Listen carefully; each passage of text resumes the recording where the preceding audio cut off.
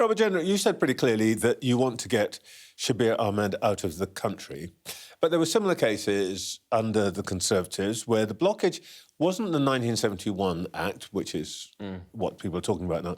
The problem was that the Pakistanis wouldn't take the men back. Why is it going to be any different now?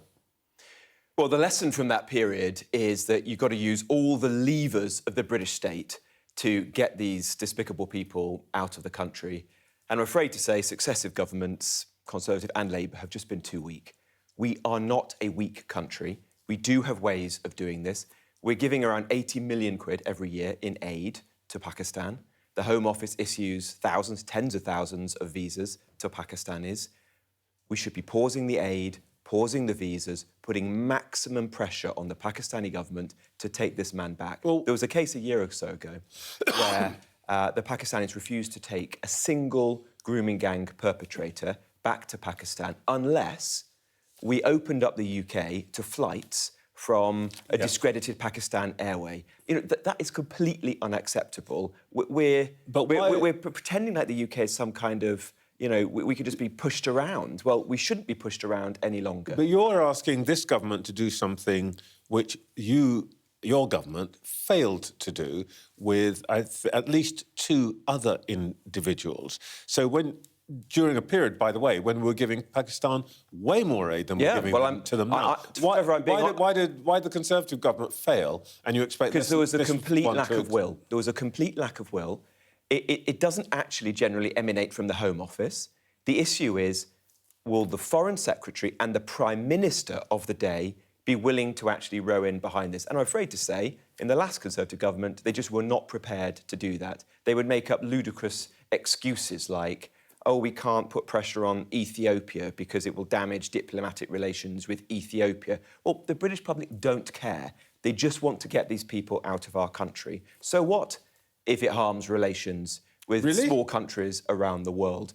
Get grooming gang perpetrators out of the UK. It can be done. It just requires the strength of character to do it. And I can assure you, be in no doubt that if Nigel Farage was Prime Minister and Zia Yusuf was the Home Secretary, these things would be done. Well, let's talk about those two individuals. And let's clear up one thing, which is with Mr Yusuf. Last time you and I spoke, you said that under a reform government, no one would be deported purely because they were living in social housing.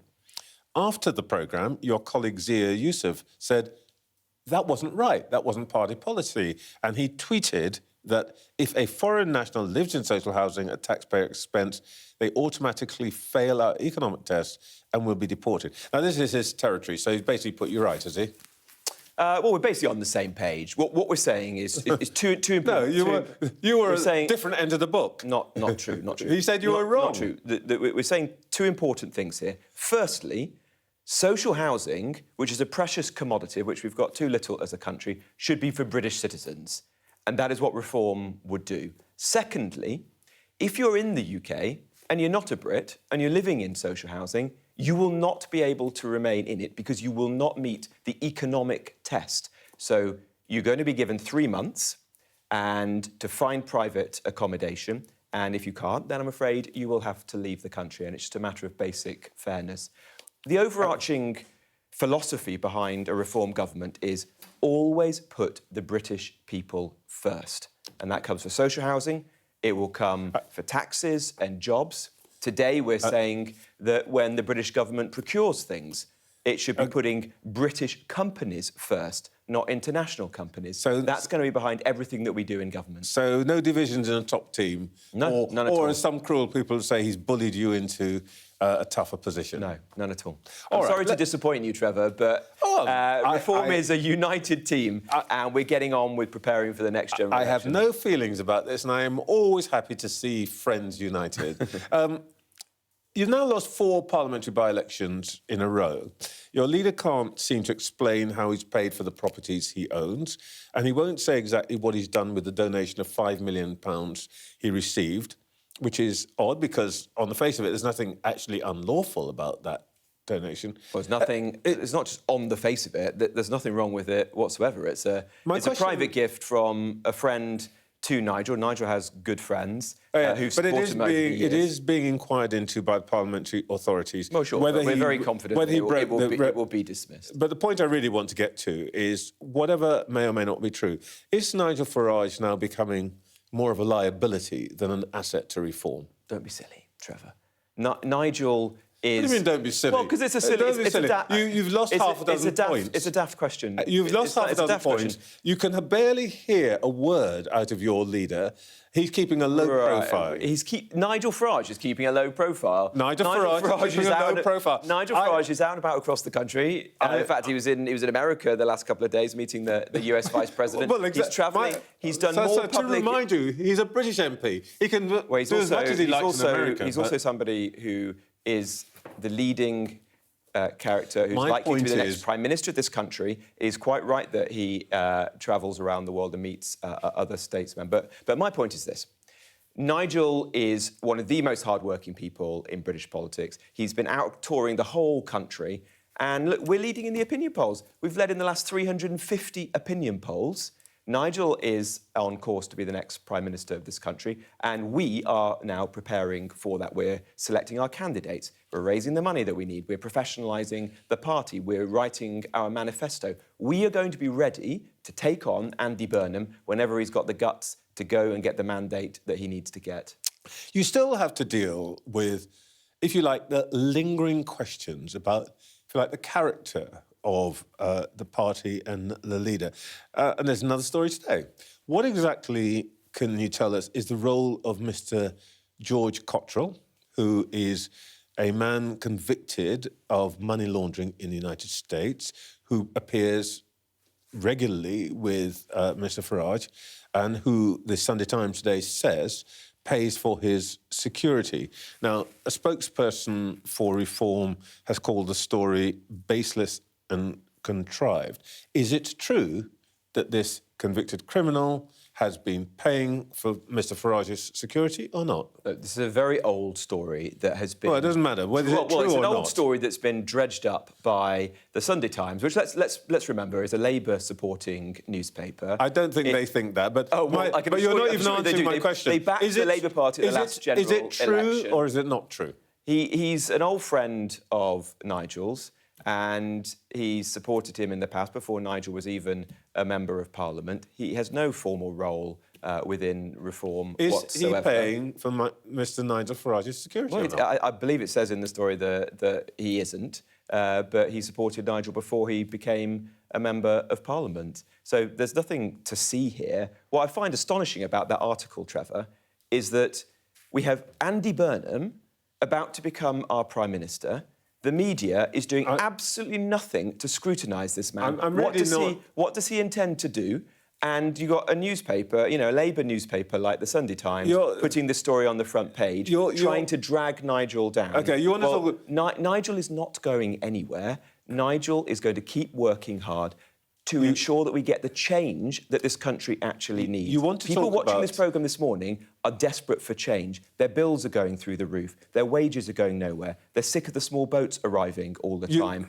They think the country is going down the toilet, and we need to make sure that we've got a government with real change and a strong leader at the helm. That is Nigel, and that's Reform. 3 minutes ago, you told me that Nigel Farage is going to be the next Prime Minister. Yes. So people watching this programme want to know who their next Prime Minister is going to be. What is this person really? Who are his friends? Who is he influenced by? So let's just deal with him and not the person that you're saying is not going to be next. Let me just say it, Joe. It's an important point. No, let me ask you a question. I'm just saying that the media seem to be fixated on Nigel. I don't care about constantly trying to knock him. It's not working because the public can see through it. Well, hang about a bit. Hang about. When you say the media's fixated with Nigel Farage, well, why not? You've just told me he's going to be the next Prime Minister. And by the way, when people come in here, I talk to them about their party, not about some other party. So let's just deal with Mr. Nigel Farage.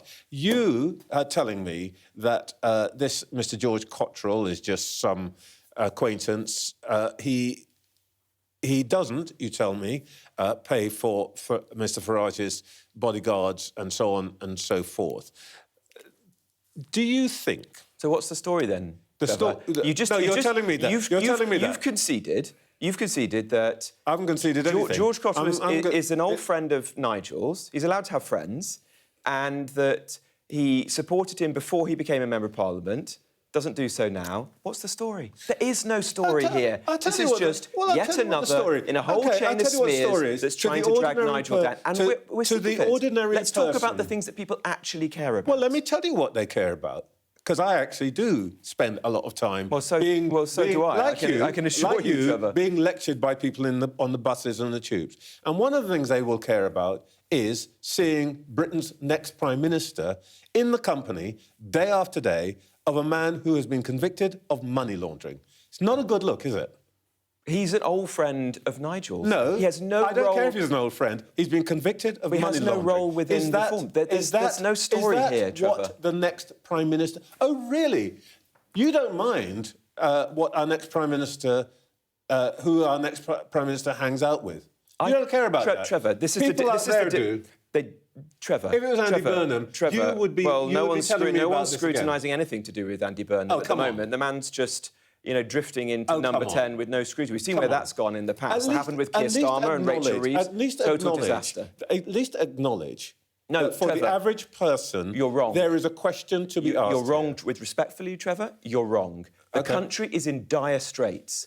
People want change. They want journalists like you and Westminster to stop muckraking about Nigel Farage and to talk about the things that really matter. Their bills, their jobs, immigration, public services, defence. Where is our country actually going? And I can assure you the only person who has got the courage to turn this country around and deliver real change is Nigel. And that is why we're leading in the opinion polls. I personally don't want to go on about this, but I am astonished that what you're saying is that the person that you think is going to be our next Prime Minister, it really doesn't matter who he's seen with, what that person's background is. I care about his principles.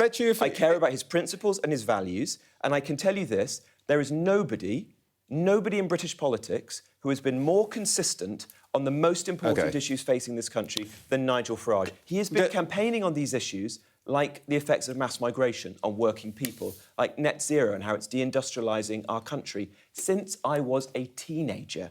Let that sink in. For 25 years, this man has been fighting for working people in this country. Yes, and nothing that you say about a family friend of his or this or that the Sunday Times wants to put on its front page is going to change that. If we want to get this country back on its feet again, we need to have a reform government and we need to have Nigel as our Prime Minister.